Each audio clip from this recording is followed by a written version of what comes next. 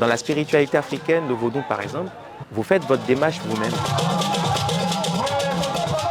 Tout ce qui est caché sera révélé au grand.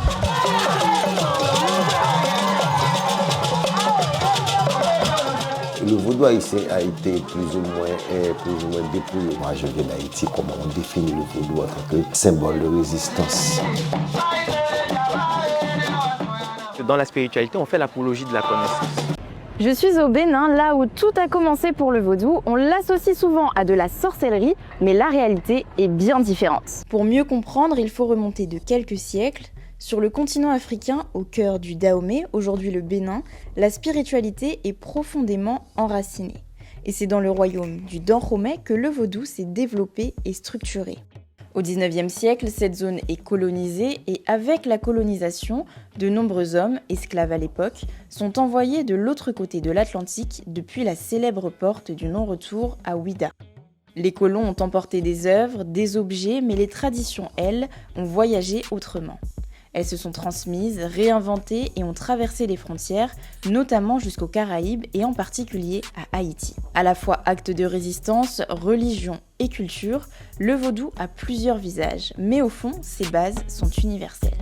Le vaudou, c'est avant tout une force, une énergie liée à la nature qui repose sur 4 éléments essentiels: l'air, l'eau, la terre et le feu. Vivre en lien avec ses ancêtres, faire vivre l'héritage des anciens et le transmettre aux générations suivantes, c'est le quotidien de Ahonovi Amanchantogbe Agbidinuku, un notable du Dahomey. Il est membre de la famille royale d'Abomey, un lieu où le vaudou n'a jamais cessé d'exister. C'est ici, Dahomey. Tout est parti d'ici. Il y a même les Blancs qui viennent s'initier. Vous comprenez? Alors que si dans l'ordre normal des choses, nous, on ne devait pas accepter leur initiation. Non. Parce qu'ils ne sont pas nés dedans. Mais quand ils arrivent, en tant que visiteurs, ils voient comment ça se passe. Aujourd'hui, nous sommes arrivés à un moment où tout ce qui est caché sera révélé au grand monde. Quand l'Occident est venu, avec des revolvers, avec la croix, avec du soutane, ben, ils ont tout fait. Vous dites, vous allez certes pour évangéliser, mais votre évangélisation doit s'inspirer avant tout les intérêts de la métropole. Que le but essentiel de votre mission n'est pas d'apprendre aux Noirs à connaître Dieu. Ils savent que Dieu voulait coucher avec la femme de Dieu mauvais. Ayons le courage de l'avouer, car vous n'allez pas leur apprendre ce qu'ils savent déjà. Le but essentiel de votre mission, c'est d'empêcher ces gens-là de croire à leur religion. Il faut les détourner. Là, vous aurez la capacité, si vous arrivez à les détourner de leur religion, de leur base, de leur sort, vous avez la possibilité de les manipuler à votre guise. Et c'est ça. Mais il y a une prise de conscience qui est en train de vouloir quand même renaître. Nous sommes à un moment où les bateaux feront tel les canons. Les jeunes générations sont de plus en plus conscientes de l'importance des traditions et de la culture. Dans un monde où on accorde beaucoup de valeur à la preuve, à la vérification des faits, le vaudou s'inscrit lui aussi dans cette logique. Il repose sur le principe du constat. Emric Olotubi, chercheur en humanité classique, nous explique que ce que beaucoup appellent Dieu dans les religions est dans la spiritualité vaudou vue comme une énergie primordiale. On parle alors du créateur. On est beaucoup plus dans la constatation de la manifestation de l'énergie primordiale que la religion va appeler Dieu, mais que dans la spiritualité, on va appeler créateur. C'est aussi un point de différence primordiale entre la notion de religion et la notion de spiritualité. Parce que dans la spiritualité, on fait l'apologie de la connaissance. C'est ça l'inverse aussi de la religion, où on est beaucoup plus dans l'endoctrinement, dans le fait de ne pas remettre en cause un certain nombre d'enseignements. Dans la spiritualité africaine, le vaudou par exemple, vous faites votre démarche vous-même. Vous faites votre propre expérience. Vous tirez donc des conclusions. Parce que dans la nature, il y a des lois. Et si vous les respectez, vous avez justement les résultats qui vont avec. Et à partir du moment où vous êtes en contradiction avec un certain nombre de principes naturels, Et bien entendu, vous avez aussi les retours qui peuvent parfois être négatifs.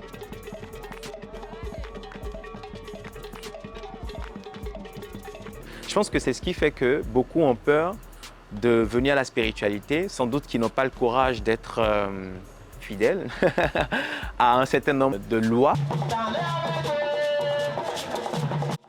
Avant 98 et jusqu'à aujourd'hui, d'ailleurs, on le voit à chaque 10 janvier, les vaudouisants ou les personnes qui sont béninoises et qui aiment le Bénin et qui savent au moins que même si on est dans un pays laïque et qu'il y a d'autres confessions religieuses, qu'on peut quand même avoir le courage de se revendiquer une culture vaudou.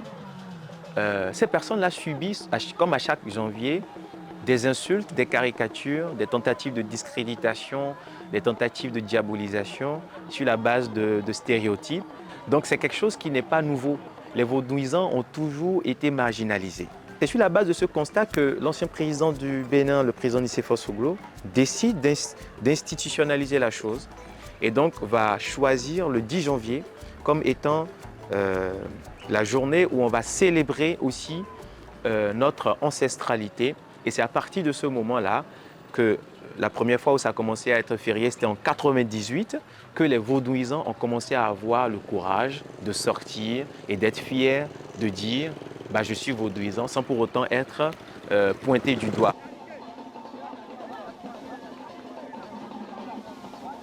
Et donc le président Talon a consolidé cette initiative d'institutionnalisation par la matérialisation des Vaudou Days, qui est la célébration de la fête du vaudou, notamment dans sa dimension culturelle, parce qu'on n'a pas l'intention en fait d'imposer une spiritualité. C'est aussi le caractère sacré de la spiritualité qui fait, parce que lors des Voodoo Days, ce n'est pas des cérémonies d'initiation. On aurait fait des cérémonies d'initiation qu'on serait en train de faire l'apologie de la dimension cultuelle. Et c'est ça qui fait la différence fondamentale entre la spiritualité et la religion. Le Bénin est un pays animiste, les pratiquants du vaudou y ont toujours été présents, mais ils n'ont pas toujours eu leur place dans la société. La démystification de cet héritage à travers la culture a joué un rôle clé, ça a permis de mieux faire connaître cette spiritualité, de casser les idées reçues et d'éduquer. Lorsque nos parents, nos aïeux se sont retrouvés dans la nature, ils se sont posés plusieurs questions. Et c'est dans ces questionnements, dans ces interrogations, qui se sont arrivés à identifier les quatre divinités. Contrairement aux religions monothéistes, ici il n'y a pas de notion de foi au sens strict. Le vaudou repose sur la connaissance et sur la transmission de savoir de génération en génération. Si nous pouvons essayer d'être en harmonie avec ces quatre divinités, nous pouvons être en communication avec le terreau. Le Bénin est le berceau du vaudou, mais cette spiritualité a voyagé. Avec la colonisation, des millions d'Africains ont été arrachés à leurs terres, mais ils ont emporté avec eux leur savoir, leurs croyances et leur culture. À Haïti par exemple, le vaudou s'est enraciné, le vaudou haïtien repose sur les mêmes bases qu'au Bénin, mais a évolué différemment. Lors de la révolution haïtienne, toutes les ethnies présentes sur l'île se sont unies, leurs langues se sont mêlées pour n'en former qu'une, et cette unité est devenue une arme face à l'oppresseur. Cette solidarité leur a donné la force de se battre et de se relever. Très surveillé par les colons, le vaudou haïtien a dû s'adapter. Il a intégré certains éléments du christianisme pour survivre. On retrouve également les dessins vévés, inspirés des symboles aztèques, mais une chose n'a jamais changé, le lien avec la nature. Même si des différences existent entre les pratiques, elles ont été pensées pour rassembler, un vrai symbole du panafricanisme, comme le souligne Hérol Josué Ougan, autrement dit prêtre vaudou. Frappé par la colonisation, on a eu d'autres aspirations. Il y a beaucoup de similitudes, mais le vaudou haïtien reste vraiment différent. On a beaucoup de choses en commun. Il y a des mots en commun. On a des lois. Loi, c'est esprit en commun. Et le règlement, la liturgie, je pense par là, c'est pas pareil. Il y a beaucoup de choses qui sont perdues aussi au Bénin qu'on a gardées dans nos anciens vaudou, dans la mémoire. C'est l'embeau de la mémoire. Il y a d'autres choses qu'on n'avait pas compris aussi. On s'est pas trompé, mais à un moment donné, on s'est quitté. Mais il y a beaucoup de choses. Par exemple, la cérémonie qu'on fait en Haïti, on fait cette cérémonie pour Agoué. Agoué qui est le dieu des océans, le dieu de la mer.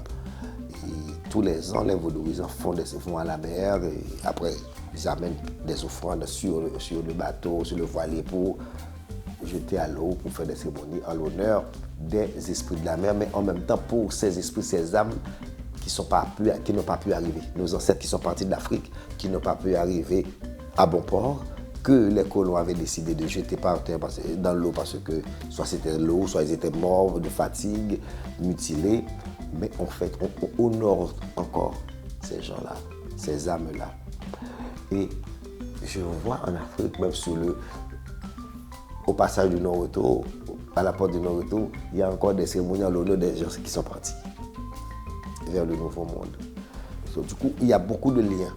Même si au niveau techniquement, le règlement, la liturgie n'est pas respectée, n'est pas telle pareil, mais il y a tellement de choses très fortes entre nous, à part d'être le même peuple quelque part.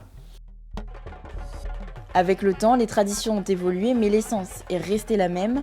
Que ce soit en Afrique ou ailleurs, on retrouve des règles, des codes et des lois communes. Ce qui compte avant tout, c'est la démarche, elle doit être bienveillante. Le vaudou se vit à travers des cultes, des initiations, mais aussi des cérémonies.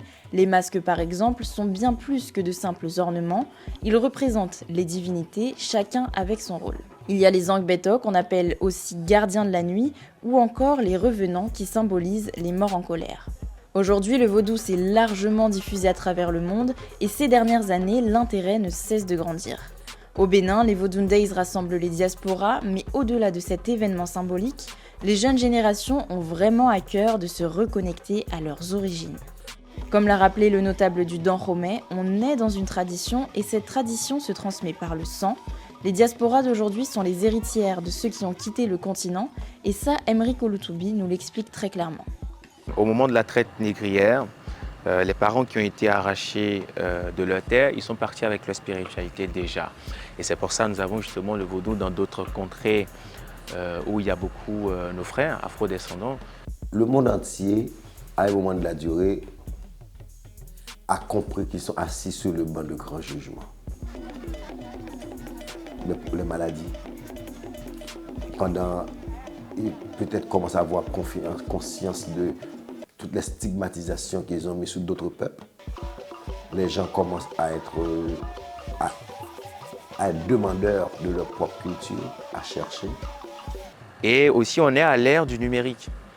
Et comme on est à l'ère du numérique, tout est digitalisé. On a aujourd'hui des canaux de communication qui nous permettent justement d'étendre la chose sans pour autant se déplacer à des contrées aussi lointaines qu'elles peuvent paraître.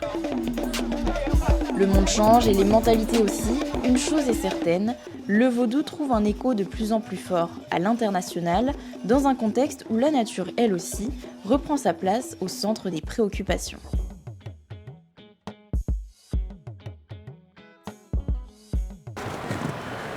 Donc le vaudou, c'est l'organisation sociale de la vie tout entière. Et ça vous transforme la peur. Tout ce que vous avez comme peur, tout ce que vous avez comme phobie, ça vous la transforme et vous donne forcément de la positivité.